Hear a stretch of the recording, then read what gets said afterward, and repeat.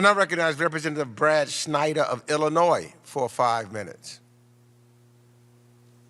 Thank you, Mr. Chairman. I want to thank you for hosting this critically important hearing. And before I go any further, I want to remember and honor the service and sacrifice of our military, as well as our diplomats and others who have served our nation in Afghanistan over the last 20 years. As you, Chairman Meeks, noted at the top of this hearing, 800,000 people have served in our military operations in Afghanistan. 2,461 U.S. personnel have given their life, including, tragically, 11 Marines, 1 Army soldier, and 1 member of the Navy who died at Hamid Karzai International Airport last month.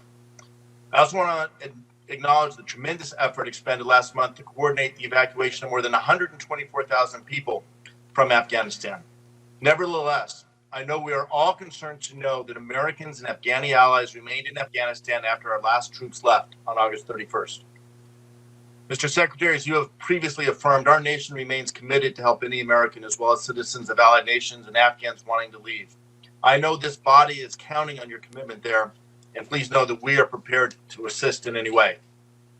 Mr. Secretary, I also want to thank you for staying for a very long hearing to allow all of us to have a chance to speak and ask questions. We have covered a lot of ground today, some of it addressing very difficult issues. Let's be clear, the current situation in Afghanistan and the tragic events of this August were the consequence of policies taking place over 20 years, not the policies or even the events of the previous 20 weeks or even 20 months.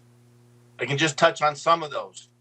Going back to the very beginning, as was noted earlier, in December 2001, less than 3 months after the 9/11 attacks, the Taliban leader Mullah Muhammad Omar reportedly offered to recognize the new government and surrender their arms. But U.S. Secretary of Defense Donald Rumsfeld rejected that. We can go on into 2010 when we surged to 100,000 troops. But in that, President Obama said that he would begin withdrawing those troops within 18 months, which he did.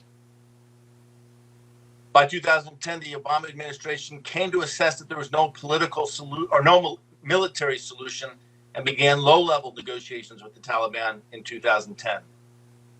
Then jump ahead to last year in 2020, when the U.S. signed an agreement with the Taliban after Donald Trump's administration initiated the first high-level direct U.S. talks with the Taliban. In November of last year, President Trump ordered the drawdown of our troops.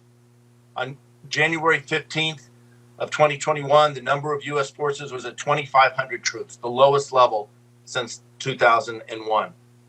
And on April 14th of this year, President Biden announced that though he would not have negotiated the deal that the previous administration did with the Taliban, he would follow through. And we know Kabul fell on August 14th and the last troops left on August 31st. Mr. Secretary, I'd like to focus a little bit on the agreement that was struck in 2020. According to the agreement, the Taliban was supposed to prevent terrorists from threatening the U.S. and our allies, which of course was a farce given the attack that we saw take place over the course of many months. My question is, under that agreement, how many prisoners were released as a condition of the negotiations with the Taliban? We prevailed upon, the previous administration prevailed upon the Afghan government to release about 5,000 prisoners. The Taliban released about 1,000 prisoners. Did any of these prisoners play a leadership role in the Taliban's takeover of Afghanistan? It appears to be the case that some of them played a significant role in leading military operations in various parts of the country. Yes. Right. So, jumping forward from the agreement, as you said, it left an agenda without a plan, or the previous administration left an agenda without a plan. Based on the 2020 agreement, what would have been the implications of keeping U.S. troops in Afghanistan beyond the deadline set? The implications were very clear, Congressman. Had the president not made good on the agreement reached by the previous administration, the attacks on our forces and partner forces would have resumed, and the offensive to take over Afghanistan's cities would have commenced. And the result of that would have been that in order to protect ourselves and to prevent the takeover of the country, we would have had to have reintroduced a substantial number of forces into Afghanistan, in effect restarting and re-upping the war, not ending it. So with the last couple of seconds, just to quickly summarize, had we stayed beyond the deadline, we would have had more troops than the 2,500 that started at the beginning of this year. Those troops would have been at risk and engaged in active conflict with the Taliban, likely resulting in casualties to American forces, costs of both blood and treasure for our country. Is that a fair statement? It is. My time has expired, but again, I just implore you, we must do everything we can to bring every American home that wants to come home. All of those special immigrant visas applicants seeking to Gentleman's come to the time United has States expired. after vetting.